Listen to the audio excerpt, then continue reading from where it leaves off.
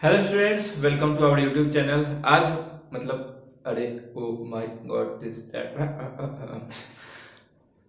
Hello students, welcome to our YouTube channel. अभी हम लोगों ने एक चैप्टर अपलोड किया है एग्जाम पर्पज से, अभी दूसरा अपलोड करने जा रहे हैं। एक्चुअली पहले देखने जा रहे हैं। चैप्टर का नाम है linear equation in two variables, मतलब 4 5 6 नंबर का तो पूछेगा इससे। अब इसमें जो पढ़ना है वो पढ़ना है सबसे पहले ग्राफिकल मेथड। अभी ग्राफिकल मेथड देखेंगे, उसके बाद जो पढ़ना है वो पढ़ना है इलिमिनेशन, और तीसरा जो है वो सब्स्टिट्यूशन है। लेकिन समस्या ये है कि अब जो किया है वो एग्जाम तो कर दिया है ऑब्जेक्टिव, तो जब ऑब्जेक्टिव कर दिया है तो फिर हम लोग को मेथड से कुछ खास फर्क पड़ेगा नहीं। और दूसरी बात ये भी है कि मेथड हम लोग इस्तेमाल भी नहीं करेंगे, लैंग्वेज प्रॉब्लम यानी कि वर्ड प्रॉब्लम। ठीक है, तो हम लोग सबसे पहले ग्राफिकल में एक थोड़ा सा काम पड़ेगा, वरना कुछ खास मेथड से फर्क पड़ेगा नहीं। तो सबसे पहले हम लोग देखने वाले हैं ग्राफिकल मेथड, और इसी मेथड से मतलब कि इसी के बाद हम लोग तीनों मेथड जल्दी जल्दी देख लेंगे। उसके बाद फिर हम लोग ग्राफ से जैसा क्वेश्चन पूछेगा वो ज्यादा इंपॉर्टेंट है, उस पर चलेंगे। ठीक है, तो एक क्वेश्चन कोई भी एग्जांपल लेते हैं। सपोज दैट हम लिए x minus y is equal to 2 और x plus y is equal to 6। ठीक है, इसी को पहले तीनों मेथड से देख लेंगे। तो ग्राफिकल मेथड में क्या करना होता है ना, ग्राफिकल मेथड में वैसे तो हमको ग्राफ बनाना है, लेकिन ग्राफ बनाने से पहले कुछ रफ वर्क करना पड़ता है। और वो वर्क ये करना पड़ता है कि हमको किसी एक को इस दोनों में से इक्वेशन में से, मतलब दोनों इक्वेशन में से अलग करना पड़ता है। या तो x को करो या तो y को करो। हम x को कर रहे हैं दोनों केस में। जब x को अलग करेंगे तो y उधर जाएगा, यानी कि ये क्या हो जाएगा 2 प्लस वाई हो जाएगा। और जब यहाँ x को अलग करेंगे तो ये क्या हो जाएगा 6 माइनस वाई हो जाएगा। ऐसे ही कुछ और भी रहेगा तो भी x को ही अलग करना है। जैसे मान लो कि 3x plus 5y is equal to 6 रहा, तो कोई दिक्कत नहीं है। x को अलग करना है तो सबसे पहले 3x को अलग करो, तो ये हो जाएगा 6 माइनस 5y, और फिर x को अलग कर लो यानी कि 6 माइनस 5y डिवाइडेड बाई 3। अब अलग क्यों कर रहे हैं उसको पता चल जाएगा अभी। उसके बाद एक चार्ट बनाने का है। ठीक है, चार्ट बना लिए जिसमें ऊपर में x रखे नीचे में y, और हम दो ही वैल्यू निकालेंगे। बुक में वैसे तो 3 कहा है, लेकिन अब क्योंकि हमसे लैंग्वेज पूछेगा नहीं तो हम 2 से ही काम चला लेंगे। और अब हम वैल्यू रखते जाएंगे किसी एक का, क्योंकि हम x को अलग किए हैं और y को राइट हैंड साइड लिए हैं, तो y का वैल्यू रखना ज्यादा उचित है। अब जैसे देखो y को अगर हम 0 रख ले तो x क्या हो जाएगा मेरा 2 प्लस 0 यानी कि 2। अगर y को हम 1 रख ले, और ये बहुत बच्चा को डाउट होता है कि वैल्यू रखना कहां से है। वैल्यू अपना मन से रखना है, कुछ भी रख सकते हैं, क्योंकि ये ग्राफ बनाने के बाद ऑटोमेटिक पता चल जाएगा आंसर क्या है। जहां मिलेगा वो आंसर होगा। तो क्या रखे हैं हम, y में रखे हैं 1, और x में क्या आ जाएगा तब 2 प्लस 1 यानी कि 3 आ जाएगा। ठीक है, अब यहाँ पे हम दो वैल्यू रख लिए। अब यहाँ पे चलते हैं दो वैल्यू रखने के लिए। अगर हम यहाँ पे y 0 रखे तो x 6 आ जाएगा, काफी लंबा वैल्यू हो जाएगा। क्यों उतना बड़ा ले, हम y के जगह पे 2 लेते हैं, तो y के जगह जब 2 लेंगे तो x कितना आ जाएगा 4 आ जाएगा। 6 में से 2 जगह तो 4 आएगा ना। कोई दूसरा वैल्यू लेते हैं, अब y के जगह पे हम 3 लेते हैं, तो जब y के जगह पे 3 लेंगे तो 6 में से 3 घटाएंगे तो x कितना आ जाएगा 3। अब दोनों से हमको दो दो वैल्यू मिला ना। इस वाले लाइन से मिला हमको पहला वैल्यू 2 और 0, इस वाले लाइन से हमको मिला 3 और 1। सिमिलरली इस वाले से पहला वैल्यू मिला 4 और 2 और दूसरा वैल्यू मिला 3 और 3। अब ये चारों पॉइंट को एक ग्राफ बना करके उसमें दिखाना होगा हम लोग को।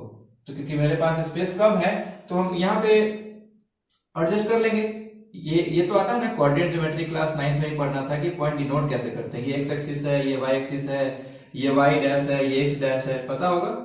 -1 -2 माइनस में कोई वैल्यू ही नहीं है ना, तो झूठ मूठ का इतना टाइम वेस्ट करना ही क्यों। 1 2 3 4 से बड़ा कोई वैल्यू नहीं है, माइनस में कोई वैल्यू नहीं, तो बस -2 लिख के छोड़ दिए। अब देखो जो मेरा पहला वैल्यू है वो है 2 0, यानी कि x में 2 y में 0, मतलब कहीं जाना ही नहीं है, तो पहला वैल्यू ये हो गया। दूसरा वैल्यू जो है वो मेरा 3 1 है, तो x में 3 और y में 1, यानी कि लगभग ये हो गया। ठीक है, अब इस दोनों को मिला देने का है। ठीक है, मिलाते हैं, तो मिला देते हैं, मिल गया। मेरा दो पॉइंट को मिला करके एक लाइन बना, तो कौन सा लाइन बना होगा, वो पक्का बात है कि x minus y is equal to 2 ही बना होगा, क्योंकि इसी के वैल्यू का तो हम लोग मिलाए हैं। अब इस वाले का देखते हैं। इस वाले का क्या है 4 2, यानी कि x में 4 y में 2, यानी कि ये वाला वैल्यू, और 3 3 यानी कि 3 और 3 ये वाला वैल्यू। तो इसको भी मिला लेते हैं, ये भी एक लाइन बन जाएगा। अब ये लाइन कौन सा बनेगा, ये दोनों पॉइंट को मिलाएं, दोनों पॉइंट इसका था तो इसका लाइन कौन सा है x is equal to 6 minus y. ठीक है, अब ये दो लाइन हमको बन गया। अब हमको देखना है कि दो लाइन कटा कहाँ है, तो यहाँ पे कटा है। ये कौन सा वैल्यू था 4 और 2 हो गया। 4 और 2 पे कटा, यानी कि आंसर क्या होगा मेरा 4 और 2। ये कौन सा मेथड है, ग्राफिकल मेथड। जैसे ये वाला वैल्यू था, इसमें भी तुमको कुछ वैल्यू रखना होगा। जैसे y को हम 0 रख लेंगे तो x कितना आएगा, 6 में से 0 जाएगा तो सॉरी 6 में, हाँ ठीक है, 0 जाएगा तो 6/3 यानी कि 2। मतलब कि हमको अगर दूसरा क्वेश्चन भारी भी रहा इससे, तो हमको पहले दोनों में एक एक किसी को अलग करना होगा, फिर इधर जो आएगा उसका कुछ वैल्यू डाल के इधर वाला का वैल्यू निकाल लेंगे और दोनों पॉइंट निकाल करके उसको ग्राफ में दिखाएंगे, जहां पे मिलेगा वो मेरा आंसर होगा। ठीक है, अब है एलिमिनेशन मेथड। एलिमिनेट का मतलब होता है किसी एक को एलिमिनेट करना होगा। जैसे यहाँ देखो x minus y is equal to 2 है और दूसरा equation x plus y is equal to 6 है, तो इक्वेशन 1 ये हो गया, ये इक्वेशन 2 हो गया। अब अगर देखो एलिमिनेट करना है यहाँ पे हमको, तो एलिमिनेट करने के लिए अगर इस दोनों को जोड़ दे, सिर्फ जोड़ दिए तो ये minus y plus y cut जाएगा, तो ये क्या आ जाएगा x प्लस एक्स 2x और ये कितना आ जाएगा 6 प्लस 2 8। यहां से x कितना आएगा 8/2 यानी कि 4। अब जब x का वैल्यू निकल गया तो x का वैल्यू किसी भी इक्वेशन में डालो। जैसे x minus y is equal to 2 है और x हम निकाल लिए तो 4 minus y is equal to 2, तो y कितना आ जाएगा 4 प्लस 2। इसका मतलब एक मिनट, अच्छा 4 माइनस 2 आएगा ना, 4 माइनस 2 इसका मतलब कितना आएगा 2।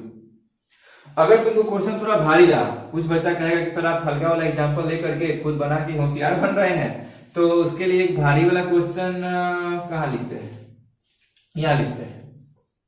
मेथड तो सब याद हो ही गया ना, कौन कौन सा पढ़ना है। एक मान लो लिखते हैं 3x प्लस 4y, हालांकि ये भी बहुत ज्यादा भारी नहीं है, इज इक्वल टू 6, और दूसरा लिखते हैं 8x plus 9y is equal to 7। ठीक है, अपने मन से कुछ भी ले लिए। अब जो है तुम देखो कि ये दोनों बराबर नहीं है, ना ये जोड़ने से कटेगा ना घटाने से कटेगा, तो इसमें तुमको बराबर खुद से करना पड़ेगा। कैसे बराबर करेंगे, यहाँ 3 है और यहाँ 8 है, दोनों का एलसीएम लेंगे, यानी कि 8 और 3 का एलसीएम क्या होता है 24, यानी कि इसको भी हमको 24 बनाएंगे और इसको भी 24 बना करके घटा देंगे तब तो कट जाएगा। तो इसको 24 बनाने के लिए हमको पूरा इक्वेशन को 8 से मल्टीप्लाई करना पड़ेगा और पूरा इक्वेशन को 3 से, क्योंकि 8 3 24 और 3 8 24। ठीक है, तो जब 8 से मल्टीप्लाई करें तो ये कितना हो जाएगा 24x 32y और 48। ये 3 से करेंगे तो कितना हो जाएगा 24x plus 27y is equal to 21। अब घटा लो तो ये कितना आएगा 5y इज इक्वल टू ये आएगा, तो बस निकल गया। तो बस यही करना है कि हमको दोनों को बराबर करके किसी भी एक को एलिमिनेट करना है, कैसे भी करके। जैसे यहाँ x को एलिमिनेट किए, वहां यहाँ y को किए, एलिमिनेट करना है, तो बाकी दूसरा अपने आप निकल जाएगा। और जब दूसरा निकलेगा तो पहला मतलब कोई भी इक्वेशन में जिसमें तुमको आसान लगे, जैसे यहाँ y निकल गया 27/5, तो यहाँ y का वैल्यू रख के बाकी का x निकाल लेंगे। ठीक है, अब तीसरा मेथड जो है ना वो थोड़ा सा, ये हमको सबसे बोरिंग लगता है इस तीनों में। ग्राफिकल भी मिला जुला के बोरिंग ही है, सबसे अच्छा ये है। हालांकि सब्स्टिट्यूशन भी सही है लेकिन थोड़ा सा बोरिंग है। जैसे देखो x minus y is equal to 2 है और दूसरा इक्वेशन क्या है x plus y is equal to 6 है ना, ये इक्वेशन नंबर 1 और ये इक्वेशन नंबर 2। तो जब हम लोग को सब्स्टिट्यूट करके बनाना होगा तो हम लोग क्या करेंगे ना, मतलब सब्स्टिट्यूट मतलब क्या हुआ, एक का वैल्यू दूसरे में डालो, सब्स्टिट्यूट करो मतलब कि रिप्लेस करो। तो रिप्लेस करने के लिए क्या करना होगा ना, किसी एक इक्वेशन को उठाओ। तो हम x minus y is equal to 2 को उठा लिए, किसी एक को इक्वेशन को उठा करके उसमें वैल्यू निकालो किसी एक का दूसरे के रिस्पेक्ट में। जैसे हम यहाँ पे अगर x निकालना चाहे तो क्या लिख सकते हैं 2 प्लस वाई, बस यही रुक जाओ। x क्या आया 2 प्लस वाई। अब दूसरा इक्वेशन उठाओ, उठा लिए x plus y is equal to 6, और जो x का वैल्यू पहला इक्वेशन से आया था ना दूसरे में डाल दो। इससे फायदा क्या होगा, इससे फायदा ये होगा कि अब सिर्फ 1 वेरिएबल बचा। 2 वेरिएबल को हम किसमें कन्वर्ट करिए, सिंगल वेरिएबल का। सिंगल वेरिएबल करना तो 7 6 से ही सब सीख लेता है, या शायद 5 से। तो ये क्या हो जाएगा 2 प्लस वाई और y 2 बार है तो कितना हो जाएगा 2y इज इक्वल टू 6। अब यहाँ से 2y इज इक्वल टू क्या हो जाएगा 6 माइनस 2 यानी कि 4, तो y कितना हो जाएगा 4 डिवाइडेड बाई 2 यानी कि 2, यानी कि y इज इक्वल टू कितना आ जाएगा 2, है कि नहीं। अब जब y का वैल्यू 2 आ गया तो यहाँ पे तो तुम लिखे थे ना x is equal to 2 plus y, इसको इक्वेशन नंबर 3 मान लो तुम। तो x is equal to 2 plus y लिखे थे तो वहां पे y का वैल्यू डाल दो जाकर के, कितना आएगा 4। अब तीनों मेथड को एक बार समराइज कर देते हैं। ग्राफिकल में क्या किए थे, दोनों को अलग अलग किए थे, उसका दो वैल्यू डाले थे और जो ग्राफ बना था उससे फिर जहां कटा था वो आंसर था। एलिमिनेशन में हम जबरदस्ती से कुछ ऐसे मोड पे लेके आए कि कट जाए, कट गया तो आंसर आ गया, फिर जो निकला उसको दूसरे में रख के आंसर निकाल लिए। यहाँ पे एक को दूसरे के टर्म में बदले और फिर उस वैल्यू को दूसरे इक्वेशन में रखे, वहां से ए सिंगल वेरिएबल हो गया, वहां से उस वैल्यू का मतलब उसका जो वेरिएबल उसका आंसर निकाल लिया, फिर जो आया उसको हम यहाँ पे रख दिए और उसके बाद आंसर निकाल लिए। तीनों मेथड हो गया। अब जो सबसे इंपॉर्टेंट बात है वो ये कि हमको मेथड यहाँ पे मायने ही नहीं रखता है। अगर क्वेश्चन आएगा तो ऑप्शन देख करके हम लोग बता देंगे। जैसे यहाँ पे इस क्वेश्चन में अगर ऑप्शन रहता है 1 2 2 3 2 4 4 2, तो हम x के जगह पे पहले 1 रखते हैं, y की जगह पे 2, x की जगह पे 1 रखो, y की जगह पे 2, नहीं आया खत्म। x की जगह पे 2 रखते हैं, y की जगह पे 3 नहीं कटा, मतलब 2 के बराबर नहीं आया खत्म। x की जगह पे 2 रखते हैं, y की जगह पे 4 रखते हैं, नहीं आया खत्म। मतलब इस तरीके से पुट करके भी बना सकते हैं और वो ज्यादा आसान पड़ेगा, यकीन मानो। अब हम लोग का जो नेक्स्ट है वो हम तुमको बोले थे ना कि हम पहले एक ग्राफिकल मेथड में जो ज्यादा क्वेश्चन पूछता है उस पर बात करेंगे। तो इसमें जो सबसे ज्यादा क्वेश्चन पूछता है ना वो अभी जस्ट हम बात करने वाले हैं। मतलब कि इसमें पूछता है कुछ इस टाइप का कि कहता है, अच्छा उसके लिए कुछ पहले जानना होगा। दो इक्वेशन है तो हम इसको जनरल फॉर्म में लिखते हैं a1x plus b1y is equal to c1, और दूसरा को लिखते हैं हम a2x plus b2y is equal to c2। अब अगर कॉमन सेंस लगाओ तो इसमें देखो तो ये वाला x और ये वाला x तो सेम है, लेकिन ये y और ये y सेम नहीं है। मतलब ये कि a1 by a2 is not equal to b1 by b2 है। करके देख लो, a1 by a2 कितना था, x था, मतलब a1 यानी कि इसके आगे का कॉफिशिएंट a1 था 1 और a2 था इसके आगे का कॉफिशिएंट यानी कि ये भी 1 था। लेकिन b1 था -1 और b2 था 1, तो ये आया -1, ये आया 1, ये दोनों आपस में बराबर है क्या, नहीं है ना। तो जब दोनों बराबर नहीं रहता है तो कितना सॉल्यूशन निकला, एक ही सॉल्यूशन निकला, 4 2 आया था, एक ही सॉल्यूशन था ना। यानी कि 4 2 के अलावा 3 4 रखेंगे, 10 12 रखेंगे तो नहीं ना कटेगा। तो इसका कितना सॉल्यूशन निकला, यूनिक सॉल्यूशन निकला। हालांकि पहले से पढ़ा हुआ होगा तभी रिवीजन करने आया होगा ना, ऐसा कि डायरेक्ट तो नहीं कि डायरेक्ट रिवीजन ही एक्चुअली पढ़ ही रहा है अभी। अगर पढ़ रहा है तो थोड़ा लॉन्ग वीडियो चाहिए, इतना शॉर्ट में ये थोड़ा बहुत पहले से पता होना चाहिए, नहीं तो फिर समझना होगा, याद करना होगा अभी कि जब दोनों का रेशियो बराबर नहीं होता है तो यूनिक सॉल्यूशन होता है। अगर दोनों का रेशियो बराबर हो जाए, जैसे एक इक्वेशन लेते हैं 3x plus 6y is equal to 9 और दूसरा लेते हैं 6x plus 12y is equal to 18। अब अगर तुम देखोगे तो यहां पे a1 by a2 यानी कि 3/6 कितना आया 1/2 is equal to b1 by b2 6/12, 6 से 12 कट गया 2 is equal to c1 by c2, c1 by c2 कितना आएगा 9/18, ये भी आएगा 1/2। तीनों बराबर आ गया। अब कॉमन सेंस लगाओ कि अगर तीनों बराबर आ गया इसका मतलब ये और ये लाइन तो सेम है, यानी कि इसका अगर ग्राफ बनेगा तो मान लो एक का ग्राफ ये है तो दूसरा का भी तो यही ना बनेगा, क्योंकि दोनों तो सेम ही लाइन हो गया। जब सब कुछ बराबर है इसका मतलब दोनों सेम ही लाइन है, और जब सेम ही लाइन होगा तो आंसर किसको बोलते हैं, जहां कट करता है उसको आंसर बोलते हैं। जैसे यहाँ कट किया तो ये आंसर है, जैसे वहां 4 2 पे कट किया था तो 4 2 आंसर था। यहाँ तो हजारों करोड़ों जगह कट कर रहे हैं क्योंकि सेम ही लाइन है। तो कितना सॉल्यूशन होगा, इनफाइनाइट सॉल्यूशन होगा। कितना सॉल्यूशन होगा, इनफाइनाइट सॉल्यूशन होगा। ठीक है, अब एक केस बच गया जिसमें देखो लास्ट केस है, एक और एग्जांपल लेते हैं 3x plus 6y is equal to 9। यहां पे भी सेम ले रहे हैं 6x plus 12y is equal to 21 solve कर दिए हैं। मतलब कि a1 by a2 जो है वो b1 by b2 के तो है, लेकिन c1 by c2 के बराबर नहीं है, क्योंकि c1 by c2 यहाँ 9 by 21 आ रहा है, यानी कि काटोगे तो ये 3/7 आएगा जो कि 1/2 के बराबर नहीं है। तो जब ऐसा केस होगा तब तो सोचो कैसा ग्राफ बनेगा। मान लो इस वाला ग्राफ ऐसे बन रहा था तो इसका तो बाकी का दो कोएफिशिएंट तो सेम है ना, यानी कि ये तो सेम है, लेकिन ये सेम नहीं है। जब ऐसा होता है ना तो पैरेलल लाइन बनता है, ऐसा होता है तो क्या होता है, पैरेलल लाइन बनता है। जब पैरेलल लाइन बना तो एक भी जगह कटा ही नहीं, जब एक भी जगह कटा ही नहीं तो कैसा सॉल्यूशन होगा, नो सॉल्यूशन होगा। और इसमें क्वेश्चन कैसा पूछता है, इसमें क्वेश्चन कुछ ऐसा पूछेगा, देखो हम बताते हैं। शॉर्ट में करा रहे हैं तो शॉर्ट में ही देखो, कह रहा है कि एक इक्वेशन है 3x plus ky is equal to 9 और दूसरा है 4x plus 8y is equal to 10। तो कह रहा है कि इसका यूनिक सॉल्यूशन हो, इसका क्या कंडीशन है, यूनिक सॉल्यूशन का मतलब एक ही सॉल्यूशन होना चाहिए। तो एक ही सॉल्यूशन का क्या कंडीशन है कि a1 by a2 जो है ना वो b1 by b2 के बराबर नहीं होना चाहिए। अब यहां से a1 क्या है 3 है, a2 क्या है 4 है, b1 क्या है k है और b2 क्या है 8 है। तो k is not equal to 8 into 3 divided by 4, यानी कि k जो है वो 6 के बराबर नहीं होना चाहिए। 6 के अलावा कुछ भी डाल दो सही है, लेकिन 6 नहीं होना चाहिए। क्यों 6 डालोगे तो फिर रेशियो बराबर हो जाएगा, रेशियो बराबर हो जाएगा तो या तो ये होगा या तो ये होगा। दूसरा क्वेश्चन देखते हैं।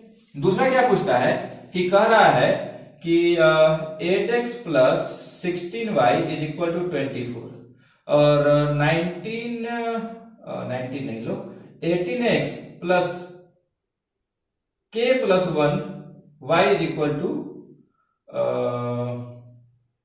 54। कह रहा है कि इनफाइनाइट नंबर ऑफ सॉल्यूशन है, तो बताइए कि k का वैल्यू क्या होगा। तो इनफाइनाइट सॉल्यूशन है तो इसका ये मतलब है ना कि a1 by a2 is equal to b1 by b2 is equal to c1 by c2। सही है ना। तो ये पहले काटो इसको, कितना आएगा, ये आएगा 4/9। ये तो रेशियो बड़ा मतलब ये तो निकाल लिया 4/9। अब इसको काट के देखते हैं, इसको काटेंगे तो ये कितना आएगा 6 से काटेंगे तो 4 और 6 से इसको काटेंगे तो 9, यानी कि ये दोनों तो ऑलरेडी बराबर है, यानी कि 16 बाई k प्लस 1 को भी काटे तो कितना करवाना चाहिए 4/9। तो यहां से k का वैल्यू निकल जाएगा, एक्चुअली हम निकाल ही देते हैं। k प्लस 1 उधर जाएगा तो 4 से मल्टीप्लाई होगा और ये जो है 16 जो है वो 9 से मल्टीप्लाई होगा। ठीक, तो 4 से 16 तो कट जाएगा 4 बार में, यानी कि k plus 1 is equal to 36, यानी k इज इक्वल टू कितना 36 में से 1 गया यानी कि 35। समझ में आया। इस टाइप का क्वेश्चन पूछेगा। तो एक बार और कंडीशन रिपीट कर लेते हैं, जिसमें a1 बाई a2 यानी कि दोनों में से किसी का रेशियो ही बराबर ना हो तो उसमें यूनिक सॉल्यूशन। जब हर एक का रेशियो बराबर हो जाए तो इनफाइनाइट सॉल्यूशन। और जब इधर एक a1 a2 और b1 b2 यानी कि इसका रेशियो बराबर हो लेकिन इसका नहीं हो तो पैरेलल लाइन बनता है, यानी कि नो सॉल्यूशन। अब क्वेश्चन इससे हम एक दो कैसे पूछता है वो बता ही दिए। ठीक है, अब इधर आ जाओ। हाँ, अब जो है ना वर्ड प्रॉब्लम कैसे पूछता है। वर्ड प्रॉब्लम का एक दो क्वेश्चन, एक एक्चुअली दो नहीं एक ही देखते हैं। अच्छा, एक बोर्ड वाला भी बता देंगे। ठीक है, वर्ड प्रॉब्लम में पूछता है, जैसे देखो कह रहा है कि 37 पेन और 43 पेंसिल का कीमत जो है यानी कि प्राइस जो है वो 612 है। ठीक, और 43 पेन और 37 पेंसिल का कीमत 318 है।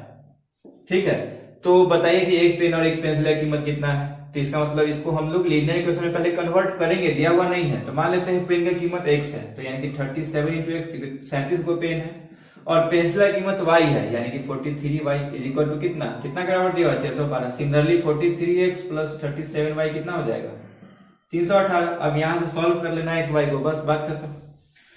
ठीक है, तो हम लोग इसको सबसे पहले इक्वेशन के रूप में कन्वर्ट करेंगे, उसके बाद फिर हम वहां से बनाएंगे। एक्चुअली ये कपड़ा हाथी में था और हाथ से मिटा रहे थे। ठीक है, तो हम लोग जो है वर्ड प्रॉब्लम में जो ज्यादा डेंजरस क्वेश्चन है वो अप स्ट्रीम बोट, यानी कि एक पानी में नाव जब है वो जब इधर की तरफ चल रहा है और इधर की तरफ चल रहा है, दो इक्वेशन दिया हुआ। मतलब कह रहा है कि अप स्ट्रीम में जो है वो चलता है 10 किलोमीटर पर आवर से, और जो कहता है कि डाउन स्ट्रीम में वो चलता है 16 किलोमीटर पर आवर से। तो बताइए कि जब पानी स्थिर हो यानी कि स्टिल वाटर का स्पीड कितना होगा। कह रहा है कि स्टिल वाटर का स्पीड कितना होगा। तो अब खुद तुम दिमाग लगाओ कि मान लेते हैं नाव का स्पीड x है। ठीक, और जब पानी के बहाव के साथ चल रहा होगा तो पानी का स्पीड तो उसमें ऐड हो जाएगा, यानी कि जब हम डाउन स्ट्रीम में चल रहे होंगे यानी कि पानी के धारा में चल रहे होंगे तो x तो इसका बोट का अपना स्पीड है और जो पानी का स्पीड है वो ऐड हो जाएगा, यानी कि x प्लस वाई कितना के बराबर दिया हुआ है 16 के बराबर। और जब हम अप स्ट्रीम में जाएंगे यानी कि हम जब अगेंस्ट जाएंगे पानी के धार के, तो यानी कि जो मेरा स्पीड है उसको काटेगा पानी का स्पीड, यानी कि घट जाएगा। वो कितना के बराबर दिया हुआ है 10। देखा, तो इक्वेशन में बदल गया ना। अब तो इसमें कुछ करना ही नहीं, ये तो कट जाएगा जोड़ने पे। ये x प्लस x कितना हो जाएगा 2x, और ये कितना हो जाएगा 16 10 26, यानी कि x इज इक्वल टू 26/2 यानी कि 13। अब देखो, अच्छा x 13 है ना, पानी का तो y को माने थे ना, तो हमको निकालना होगा 16 में से 13 घटाएंगे यानी कि 3 आएगा पानी का स्पीड। ठीक है, अब देखो इसका एक शॉर्टकट ट्रिक है। जो डाउन स्ट्रीम और अप स्ट्रीम होता है ना, उस दोनों को जोड़ करके अगर 2 से डिवाइड दे देते हैं तो नाव का स्पीड आ जाता है। जैसे यहाँ तुम देखो 16 था ना डाउन स्ट्रीम और अप स्ट्रीम 10 था, तो 16 प्लस 10 को सिर्फ 2 से डिवाइड दोगे तो 26/2 यानी कि 13 वही आया ना जो यहाँ आया था। तो ये शॉर्टकट ट्रिक है, ये रीजनिंग में हम लोग मतलब कि जब हम लोग खुद अपना एग्जाम देते हैं उसमें इस्तेमाल करते हैं। तो ये तुम्हारा शॉर्टकट ट्रिक है। वैसे ही तुम वर्ड प्रॉब्लम को भी अगर तुम नहीं बनाना चाहो तो तुम ऑप्शन देख के भी बता सकते हो। कैसे? जैसे अभी 37 पेन वाला दिए थे ना, तो ऑप्शन में कुछ तो दिया रहेगा कि पेन का प्राइस 5 रुपया और पेंसिल का दाम 10 रुपया। तो पेंसिल से 10 रुपया मल्टीप्लाई करना और पेन का मल्टीप्लाई करना तुम 5 रुपया से, और देखना कि जो इधर वाला है या उसके बराबर आ रहा है या नहीं आ रहा है। कर लेना, कोई दिक्कत नहीं, इससे भी बन जाएगा, घबराने की बात नहीं है। अगर पेशेंस है तो सब कुछ हो सकता है। ठीक है, तो ये चैप्टर में इतना ही पढ़ना था। अब हम लोग चलते हैं अगले चैप्टर।